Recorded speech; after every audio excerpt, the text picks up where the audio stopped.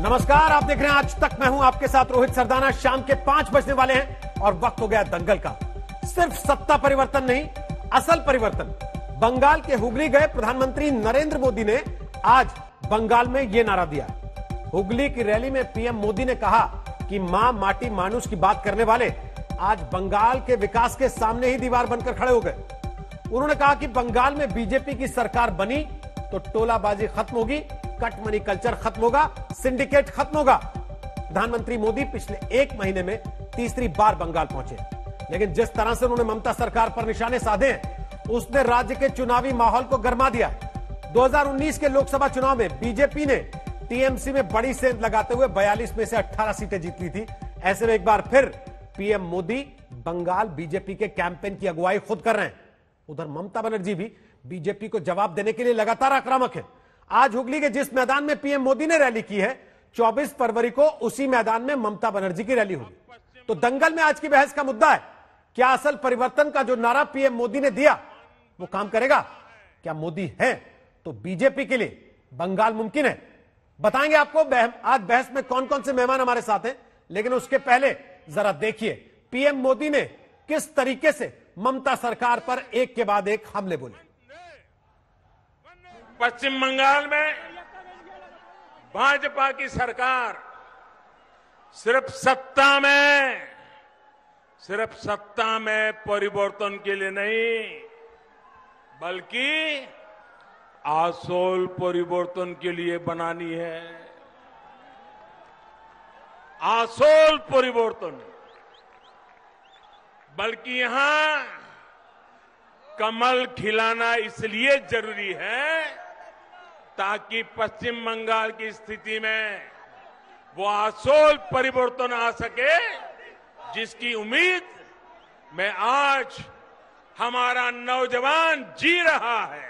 आजादी से पहले बंगाल देश के अन्य राज्यों से बहुत आगे था, लेकिन जिन लोगों ने बंगाल पर राज किया, उन्होंने बंगाल को आज इस हालत में पहुंचा दिया।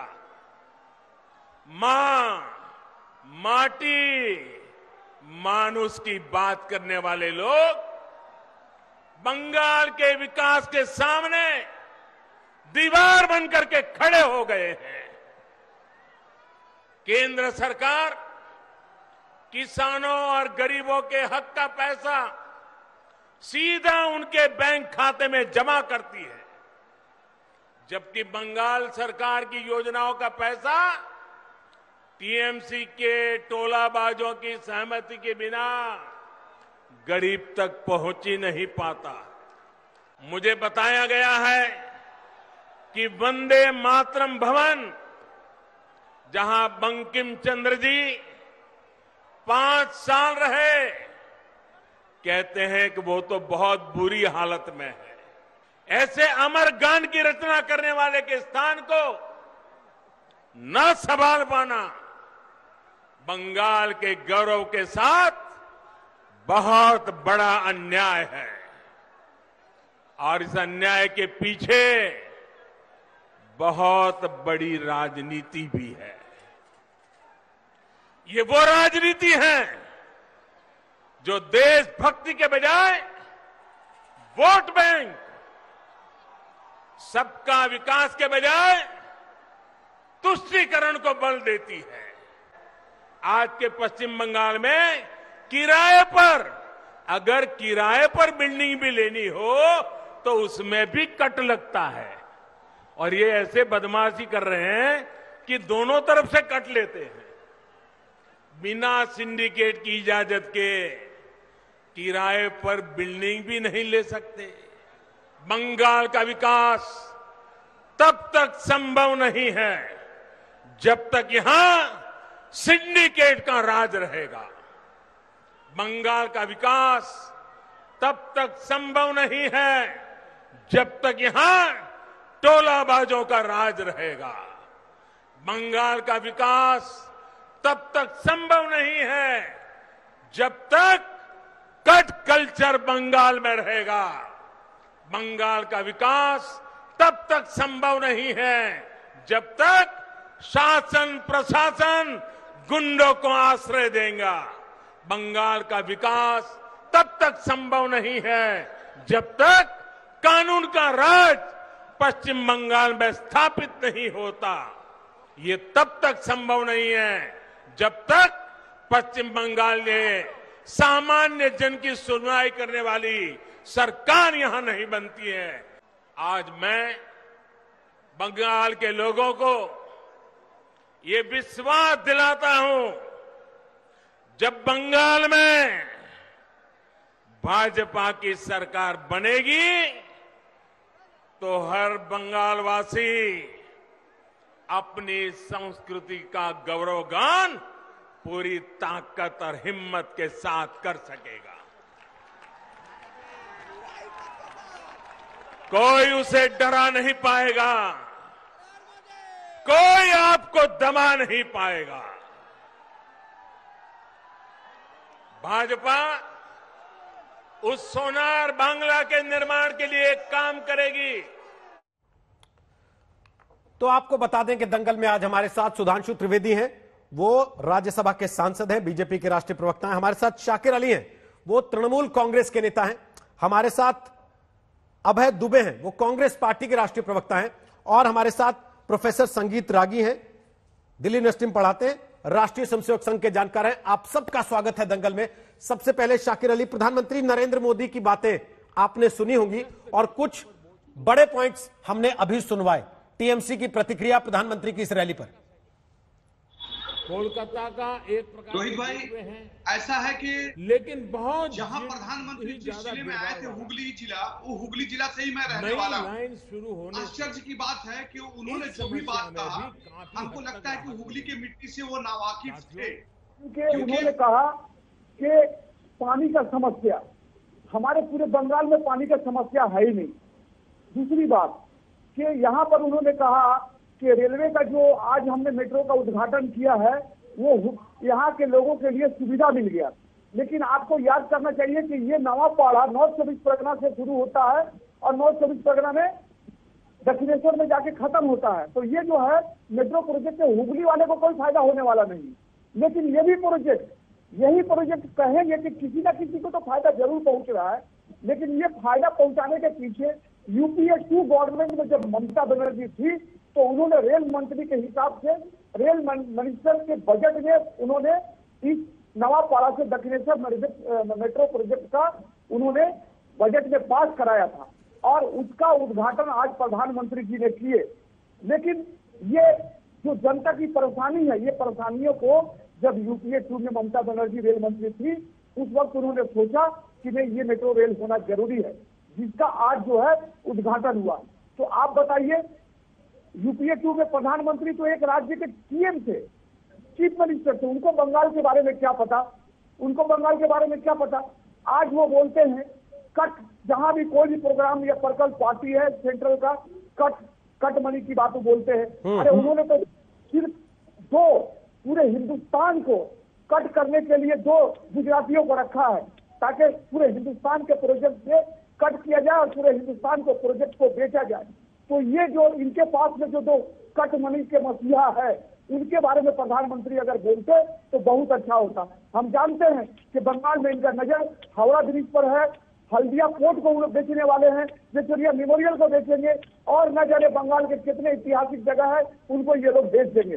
तो ये जो आपको है सीधी सी बात है कि आज जो भी बात प्रधानमंत्री हुगली जिला में कहे हैं, उनको हुगली जिला के से कोई वास्ते वाली बात नहीं है। आलू की बात उन्होंने की है, आलू का मार्केटिंग हम लोग का अच्छा है, यहाँ के किसान खुश है।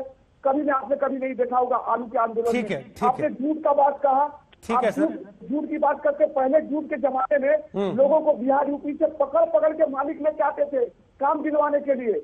लेकिन आज ऐसा माहौल नहीं है।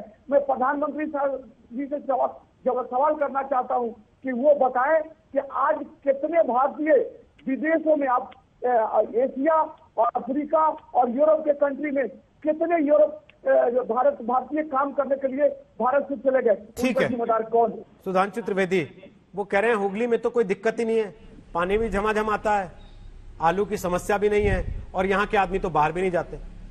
प्रधानमंत्री जो कुछ बोल रहे थे गलत बोल रहे थे, ऐसा उनका कहना है।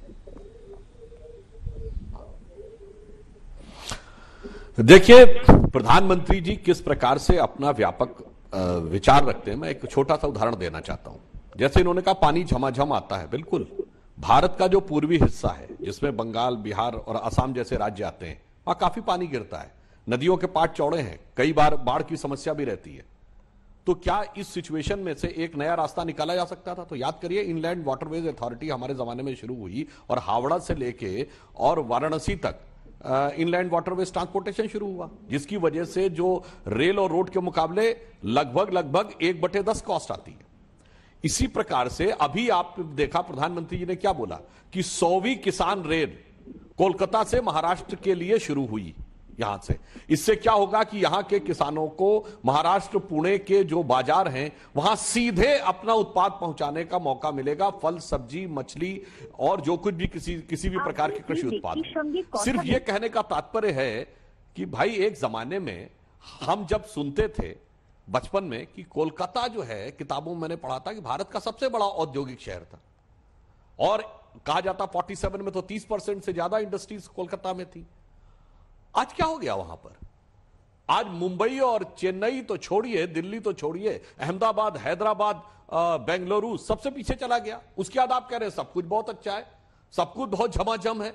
तो ये मैं जानना चाहता हूं कि एक, और ये बात मैं बहुत पीछे नहीं जाना चाहता, वो ब्रिटिश राज जिसमें सूरज नहीं डूबता था, उसमें लंदन के बाद सबसे बड़ा शहर, सबसे इंपॉर्टेंट शहर, सबसे प्रॉस्परस शहर कोलकाता होता था और आजादी के बाद भी मैंने बोला 30% था। आज कहां पहुंच गया? इसके बाद आपको लगता कुछ नहीं हुआ।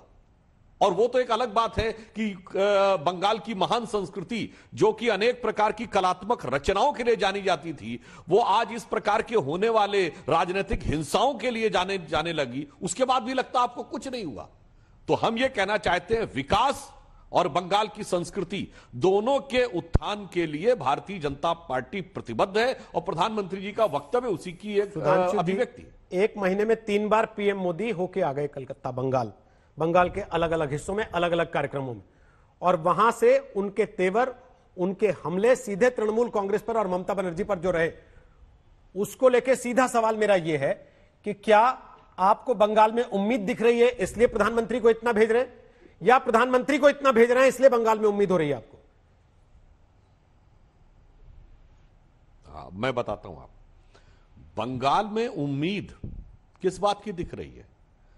बंगाल वह उर्वरा भूमि है जिसने कि देश में बहुत ही उत्कृष्ट कोटि के मानव संसाधन दिए, यानी एक से एक योग्य प्रतिभावान लोग दिए।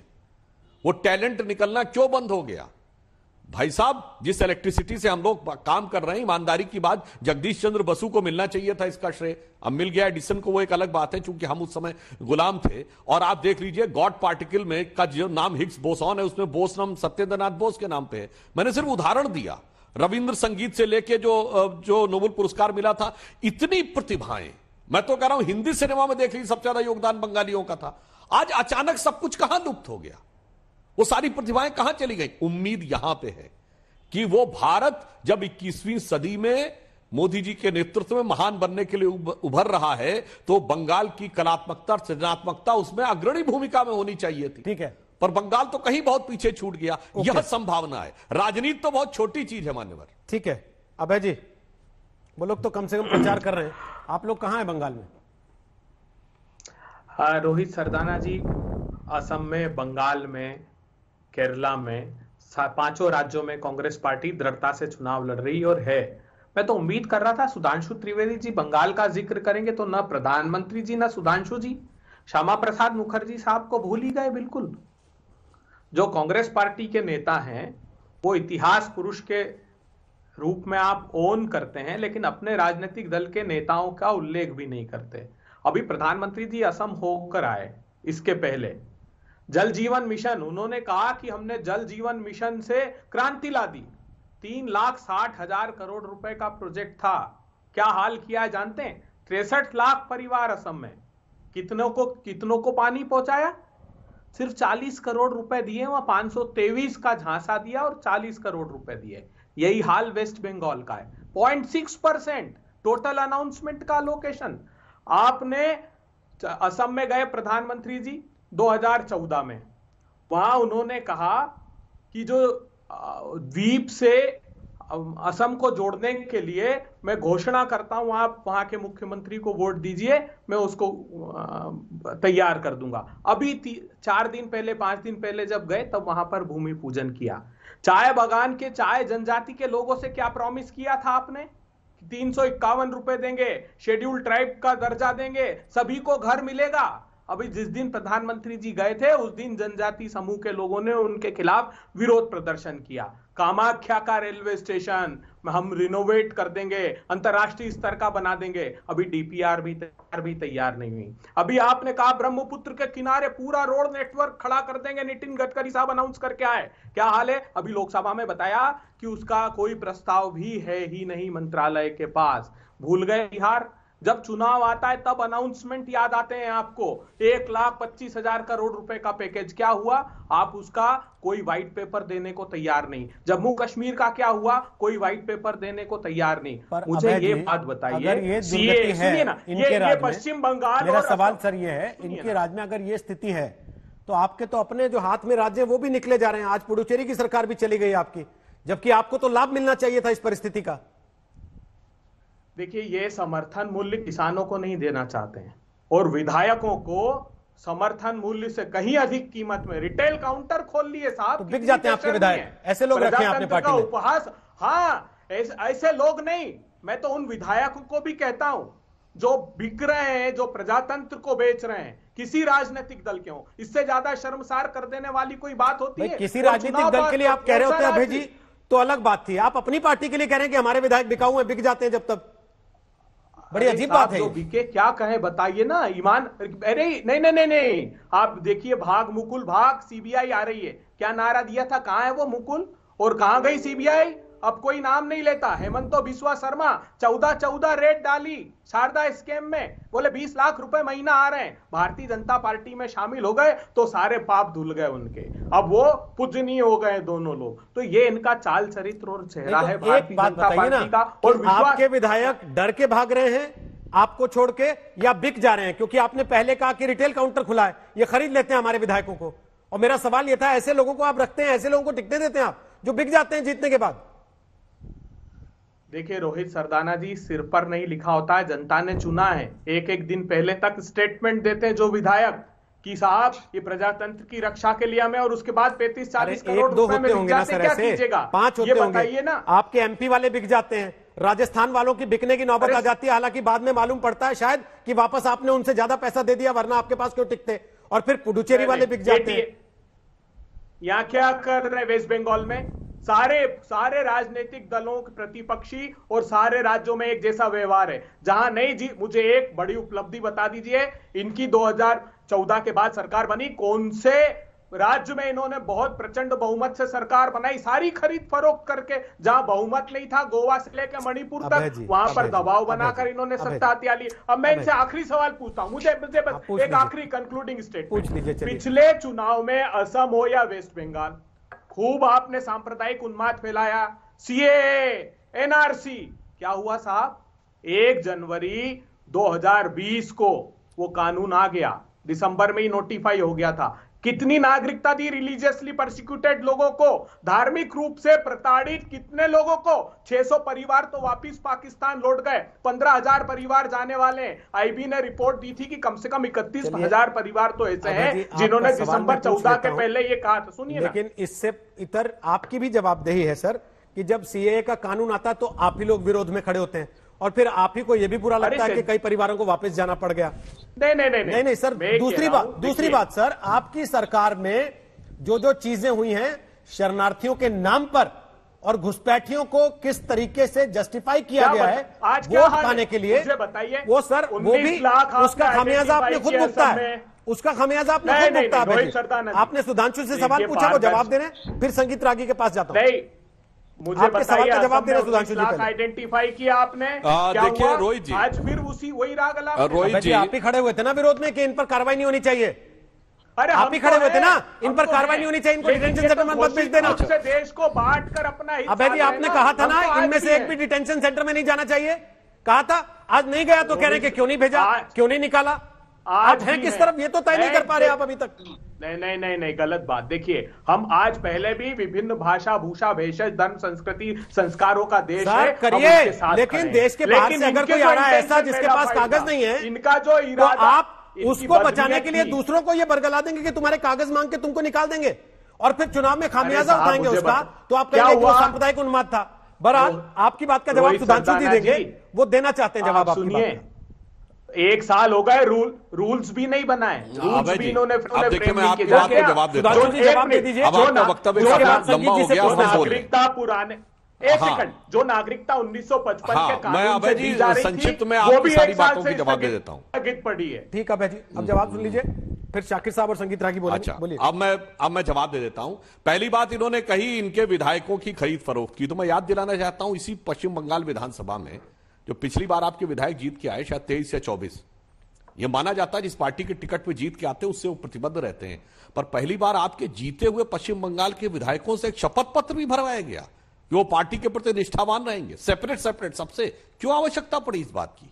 यह आपके लिए विचार करने का विषय है कि आपको निर्वाचित विधायक जो आपके सिंबल में जीत के आए इसी पश्चिम बंगाल में, आपने ये उदाहरण दिया। दूसरा, आपके मुंह से अभी किसान आंदोलन निकल गया, तो बाकी सारी स्टैटिस्टिक्स अपनी जगह। आप तो वो महान आंदोलन करता थे किसानों वाले, जिन्होंने 2 हफ्ते के अंदर 2 करोड़ किसानों के तथाकथित रूप से सिग्नेचर प्रस्तुत कर दिए थे, और जिस दिन 3 घंटे का चक्का जाम हुआ, 3 राज्यों में 2 लाख लोग सड़क पर नहीं ला पाए। इसी पश्चिम बंगाल में हमारे राष्ट्रीय अध्यक्ष नड्डा जी का परिवर्तन यात्रा बाकायदा हुजूम के साथ चलता रहा। इस पश्चिम बंगाल में कहीं नहीं दिखा चक्का जाम, और ये कह रहे पूरे किसान जो है वो पूरी तरीके से उद्वेलित थे। अब मैं फिर दूसरी बात कहना चाहता हूं, अभी आपने सीए एनआरसी की बात कही, स्वर्गीय तरुण गोगोई का अक्टूबर 2014 का ट्वीट है, NRC is my brain child, और आप एनआरसी के खिलाफ हैं। सीए के लिए आपकी पार्टी ने प्रस्ताव पारित किया है 2012 अप्रैल में कांग्रेस की असम इकाई में, और उसने साफ साफ लिखा है हिंदू, बौद्ध, ईसाई, केवल ये 3 नाम लिखे, इनको देना है। अब खैर वो छोड़िए, आप लोग कितने सीरियस हैं बंगाल और असम को लेकर। मैं एक और उदाहरण देना चाहता हूं, यहां पर बांग्लादेश से सीमा का निर्धारण ही नहीं हुआ 40 साल तक। आधा गांव भारत में, आधा गांव बांग्लादेश में, कैसे घुसपैठ रोकेंगे आप? लैंड बाउंड्री एग्रीमेंट आके हमने फाइनलाइज कराया, अब यहां पर डिमार्केशन हो रहा है, बाढ़ लग जाएगी कुछ ही समय में पाकिस्तान की तरह, तो घुसपैठ संभव नहीं हो पाएगी। समझ में नहीं आया 1971 से लेके और 2014 तक 43 साल में लैंड बाउंड्री डिटरमाइन नहीं हो पाई, और उसके बाद कहते हैं साहब हम तो बहुत अनंत में। एक ही बात कहता हूं, 73 साल हो गए स्वतंत्रता मिले, 74वां साल है, पश्चिम बंगाल में एक दिन भी भाजपा सरकार नहीं रही है, एक दिन भी। या तो आप रहे हैं, या कम्युनिस्ट रहे, या तृणमूल रहे। उसके बाद बंगाल यहां से यहां कैसे पहुंचा है, इसकी जवाबदेही किसकी है मान्यवर? आप स्वयं उत्तर दीजिए। ओके, उसके पहले संगीत रागी। रोहित जी थोड़ा सा, काफी देर आपने बात की है, संगीत रागी एक भी कमेंट नहीं दे पाए अभी तक। एक उनका कमेंट लेने, फिर अभय जी आप और शाकिर अली बोलिएगा। संगीत रागी बोलिए, ये सीए के नाम पर जीता जाएगा चुनाव, धार्मिक उन्माद पर जीता जाएगा, सांस्कृतिक राष्ट्रवाद पर जीता जाएगा, या जो सुधांशु त्रिवेदी कह रहे हैं कि इतने साल में एक बार भी बीजेपी नहीं रही, तब बंगाल की दुर्गति का जिम्मेदार कौन है?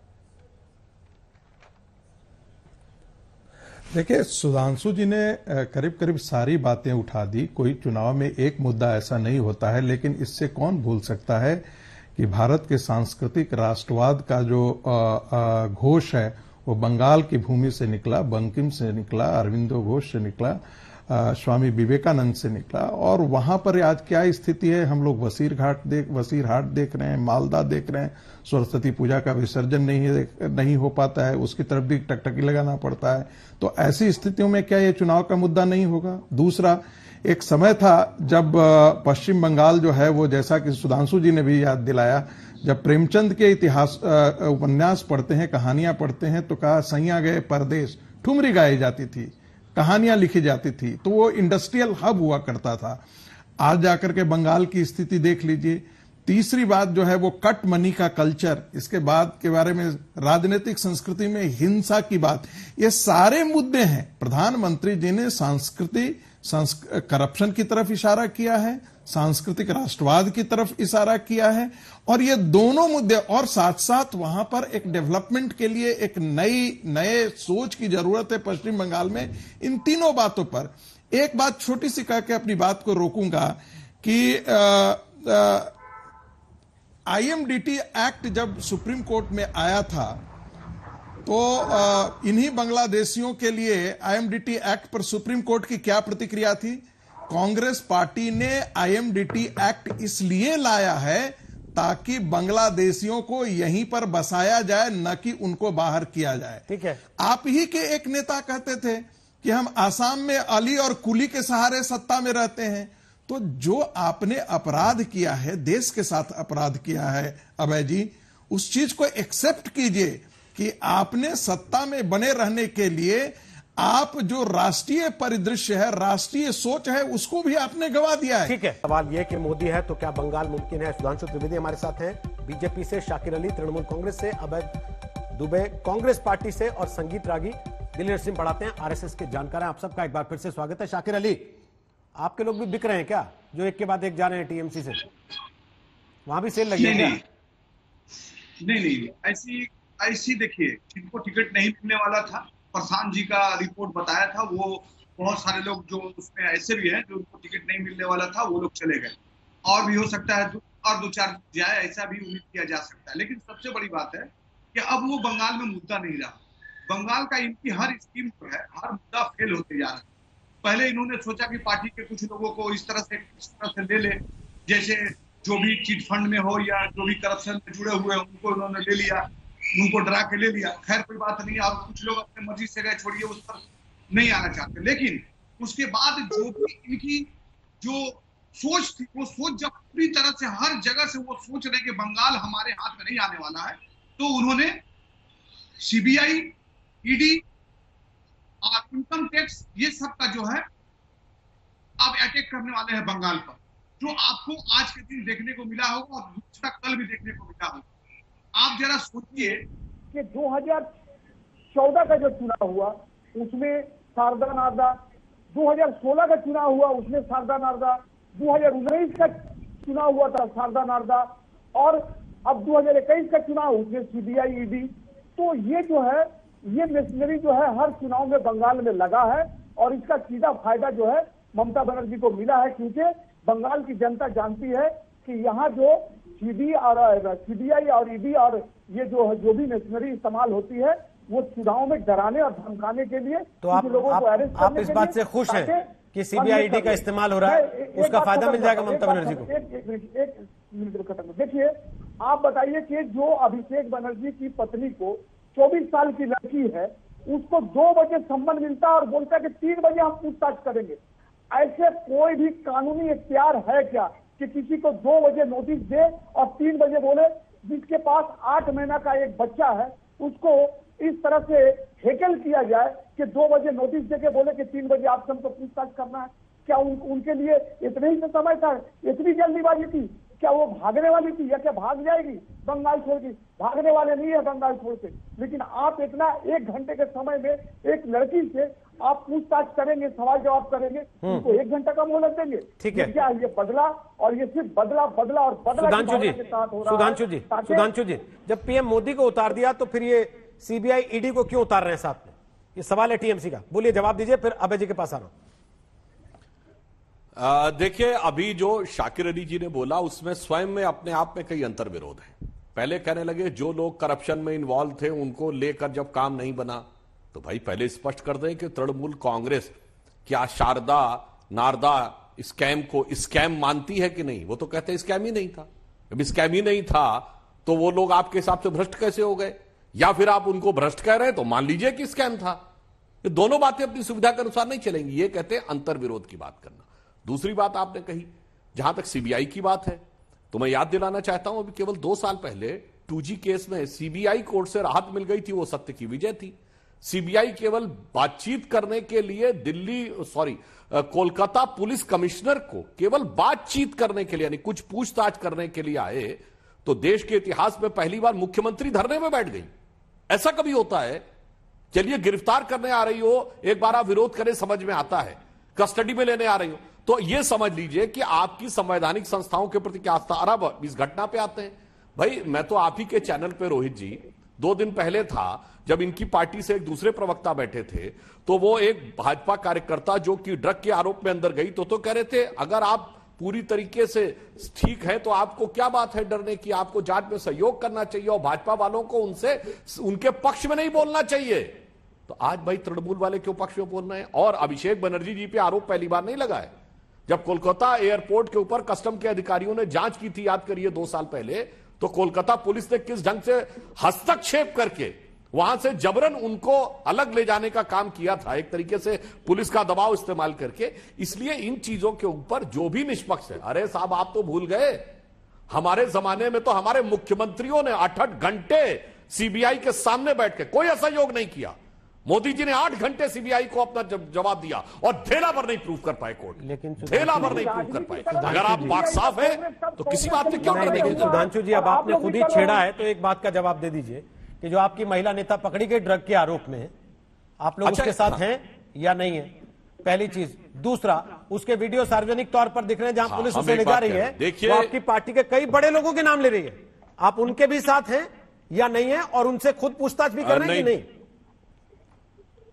हाँ, बिल्कुल बिल्कुल, आपने जो बात कही, हमारा यह मानना है कोई भी व्यक्ति यदि दोषी पाया गया, पूरी जांच होनी चाहिए, अंतिम निष्कर्ष तक जांच होनी चाहिए और इस पर प्रभावी कार्रवाई होनी चाहिए। परंतु जब वीडियो की बात आई है रोहित जी, तो बीरभूम के तृणमूल कांग्रेस के अध्यक्ष अनुव्रत मंडल का भी वीडियो आया जिसमें कथित तौर पे वो अपनी पार्टी कार्यकर्ताओं से कह रहे हैं कि भाई अब भाजपा के लोगों को अरेस्ट करवाना है, पुलिस के द्वारा कुछ बरामद करवा के जिसमें ड्रग्स का नाम भी ले रहे हैं और मैं एसएसपी से बात करूंगा कि वो इसको सुनिश्चित करें। आप इस वीडियो पर टीएमसी क्यों सफाई नहीं दे रही? या फिर उसकी फोरेंसिक जांच कराने के लिए भेज दे, या फिर उनसे पूछताछ करे अपने बीरभूम के जिला अध्यक्ष से। तो मैं इसलिए कह रहा हूं, पुलिसिया खौफ, पुलिसिया राज जिस ढंग से बंगाल में चल रहा है, हमारे इतने कार्यकर्ताओं की मृत्यु हुई है। चलिए मैं एक बात कह रहा हूं, कितनों को सजा करवा दी, चलिए वो ना बता पाए, कितनों को कोर्ट में चार्जशीट करवा दिया आरोपियों को, चलिए वो नहीं करे, कितनों के चार्जेस फ्रेम कर दिए, वो ना बताएं कितनों को अरेस्ट कर दिया। आप बताइए, और अभी कह देंगे वो सब तो आपस में था। अरे आपस में था तो चलो उन्हीं को आप अरेस्ट करके चार्जशीट कर देते। आगे भी लगाएंगे ही।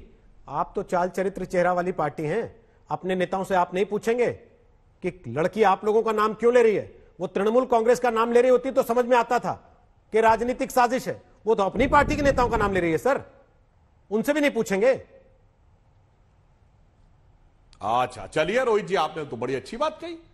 अगर इनको लगता है कि हमारे यहां के नेता इन्वॉल्व हैं तो इतने 2 मिनट में अंदर कर दिए होते, आज 72 घंटे बाद हमारा आप यहां बहस नहीं कर रहे होते। अगर उसमें रंच मात्र भी सत्य होता तो आपको लगता है कि बंगाल की सरकार बख्शने वाली थी। इसलिए हम यह कह रहे हैं कि इस मामले की गंभीरता से, गहराई से जांच होनी चाहिए। नारकोटिक्स कंट्रोल ब्यूरो को केस ट्रांसफर होना चाहिए अगर ईमानदारी से जांच होनी है, जिसके पास दक्षता है नारकोटिक्स के बारे में जांच करने की। अभय दुबे बोलिए। ये तो फिर से पर्दा डालने की कोशिश है कि नारकोटिक्स कंट्रोल ब्यूरो को जांच दे दें। तो आपको अरे सार्वजनिक रूप से सब देश ने देखा है, पूरे देश सीबीआई पे आपको भरोसा नहीं कि कैसे सुप्रीम कोर्ट पे आपको भरोसा नहीं, नारकोटिक्स कंट्रोल ब्यूरो पे आपको भरोसा नहीं, किससे करें? आपसे करा लें जांच। राज्य सरकार को करने दीजिए ना जांच, किस बात का डर है? उनको राज्य सरकार पे भरोसा नहीं, जैसे आपको सीबीआई पे भरोसा नहीं, उनको राज्य सरकार की पुलिस पे भरोसा नहीं।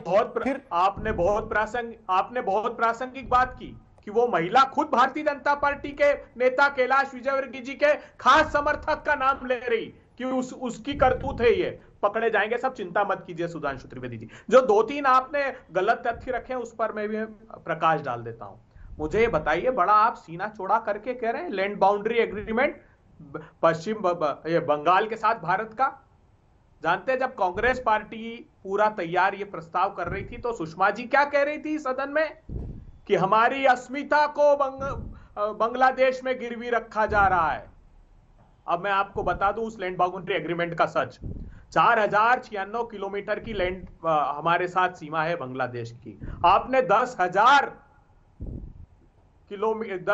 किलोमीटर की जगह उनको दी है बांग्लादेश को, और हमारे पास 500 आई है। 111 गांव सौंप दिया आपने बांग्लादेश को, हमारे पास 50 आए हैं। और इस बात का रोना पहले रोते थे, आप सीना ठोक रहे हैं। क्या था असम एकॉर्ड जानते हैं आप? 25 मार्च 1971 के पहले जो आए हैं वो भारत के नागरिक माने जाएंगे, उसके बाद नहीं। आपने क्या कर दिया? आपने कहा है कि दिसंबर 2014 के पहले जो आए हैं उनको भारत का नागरिक माना जाएगा, और वो भी लड़वा कर चुनाव में वोट ले लिए बांट कर लोगों को, उसके रूल तक फ्रेम नहीं किए।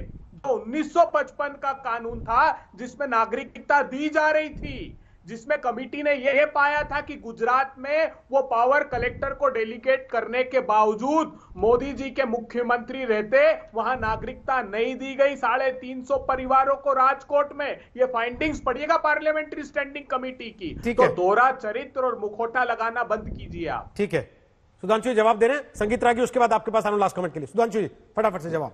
बस दो लाइन में जवाब देता हूं, बस 2 फैक्ट। इन्होंने ये बात कही 10,000 किलोमीटर तो मान्यवर आसाम और बंगाल को मिला लिया जाए, इतनी बांग्लादेश की सीमा नहीं जितना आपने कह दिया पूरा दे दिया गया। और जिस समय लैंड बाउंड्री एग्रीमेंट हुआ था तो आसाम में किसकी सरकार थी? तरुण गोगोई जी सीएम थे ना, उन्होंने तो पूरा उसका समर्थन किया। हाँ, क्या बात कर रहे हैं मान्यवर, ये 2016 से पहले इस बात के ऊपर हो गया था। अब एक और मैं आपको बात कहता हूं, जो आपने बात कही कि पार्लियामेंट्री स्टैंडिंग कमेटी 2003 नागरिकता पे पार्लियामेंट्री स्टैंडिंग कमेटी, ये बताइए उसमें कौन कौन थे? हंसराज भारद्वाज जी थे, प्रणब मुखर्जी जी उसके अध्यक्ष थे, कपिल सिब्बल जी थे, लालू प्रसाद यादव जी थे। क्या लिखे कि पाकिस्तान और बांग्लादेश की, अरे सुनिए ना, उन्होंने लिखा कि पाकिस्तान और बांग्लादेश के माइनॉरिटी वालों को इस कैटेगरी में नागरिकता देनी है। देखिए मैं डिस्टर्ब नहीं कर रहा था, अपने टर्म पे बोलिए। और जानते हैं उन्होंने क्या लिखा? और जो मेजॉरिटी कम्युनिटी है पाकिस्तान और बांग्लादेश की, उसको नहीं देनी है, उसको नहीं देनी है। ये सारे आपके सदस्यों ने हस्ताक्षर किए हैं। ठीक है, होम मिनिस्ट्री की कमेटी पे। और हमारी तरफ से 2 बार ये विषय हम लोगों की तरफ से संसद में उठाया गया। और आज आप कहते, मैं तो दर्शकों से कहूंगा जाके 2003 की होम मिनिस्ट्री की स्टैंडिंग कमेटी की रिकमेंडेशन नेट पे अवेलेबल है, वेबसाइट पे पढ़ लीजिए जाके। सब दूध का दूध, पानी का पानी। संगीत रागी last comment please. Abhay ji please. 10 second सिर्फ, मैं एक संशोधन है सर, 40 सेकंड बचे ही और 500 एकड़ है जमीन। हाँ ठीक, आपने वो संशोधन बता दिया था। बोलिए संगीत रागी लास्ट कमेंट जल्दी से। देखिए रोहित जी, बंगाल के विधानसभा चुनाव में कांग्रेस पार्टी के लिए कुछ प्राप्त करने के लिए है नहीं। कांग्रेस जहां भी चौथे पायदान या तीसरे पायदान पे पहुंच जा चुकी है, वहां से कभी भी वो दूसरे और पहले पायदान तक नहीं आई है। ये पूरे देश के जो विधानसभाओं के इतिहास है उसका मैं उपसंहार और निचोड़ बोल रहा हूं। इसलिए बंगाल में अपेक्षा करना, इसलिए ये अपेक्षा करना कि कांग्रेस पार्टी वहां पर कुछ बहुत अच्छा प्रदर्शन करने वाली है, मुझे नहीं लगता है। जो चुनाव है वो मूलतः तृणमूल कांग्रेस और भारतीय जनता पार्टी के हैं। देखना यह है कि कांग्रेस का जो छोटा भुजा जो इकाई आंकड़ा है उसका वोट बैंक किस तरह शिफ्ट करता है, वो भारतीय जनता पार्टी की तरफ आने की ज्यादा संभावना है, क्योंकि उसका जो वोट बैंक जो था वो नहीं सुन लीजिए सर, सुन लीजिए, का सुपड़ा साफ और वेस्ट बंगाल आपको बंगाल के चुनाव में है ही नहीं, इसलिए यही कारण है कि आपकी कांग्रेस के वेस्ट बंगाल इकाई ने राहुल गांधी को वहां पर चुनाव प्रचार के लिए भी नहीं अभी तक कहा है, क्योंकि उनको पता है कि वहां हारने हैं और युवराज को किसी भी तरीके से। चलिए सर, समय समाप्त हो गया कि देखिए, लेकिन अब क्योंकि बंगाल का चुनाव है और लगातार वहां प्रचार होगा तो बंगाल की राजनीतिक गर्मी बढ़ेगी। तो आज हमने आपसे दंगल में सवाल पूछा था, क्या बंगाल में लोकसभा की तरह विधानसभा चुनाव में पीएम मोदी का जादू चल पाएगा? आपके जो जवाब हमें मिले 85% लोगों को लगता है हाँ चल पाएगा, जबकि 15% को ऐसा नहीं लगता।